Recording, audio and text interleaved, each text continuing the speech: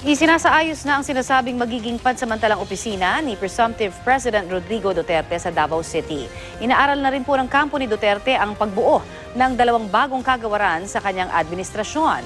Balitang hatid ni Ian Cruz. Pribadong lugar ito na dinedevelop para maging condo complex pero ipinahiram sa kampo ni Presumptive President Rodrigo Duterte.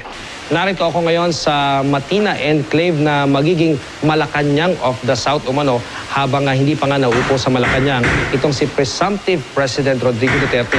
At ngayon nga, abalang-abala yung maraming mga tao dito. Nakikita natin, inaayos at pinagaganda nila itong silid na ito na isa daw marahil sa magiging reception area ng mga bibisita sa kanya. At sa bahagi namang ito ay merong silid na magiging tanggapan daw ni Duterte. At ngayon nga, nakasara itong tanggapan na ito dahil nga sa ipinatutupad ng seguridad.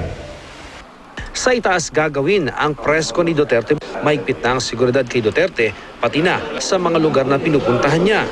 We are employing or deploying at least 3 layers of security sa area. Ang Presidential Security Group nakikipag-ugnayan na sa security detail ni Duterte. Patuloy naman ang pagpili sa mga magiging miyembro ng kanyang gabinete. Isa sa inaaral ang pagbuo ng Department of Fisheries and Aquatic Resources at Department of OFWs. As an archipelagic island, dapat i-develop natin ang ating resources sa fishery, focus on OFW. Maaari din itong bigyan ng talagang focus na maging isang department. Ian Cruz, GMA News.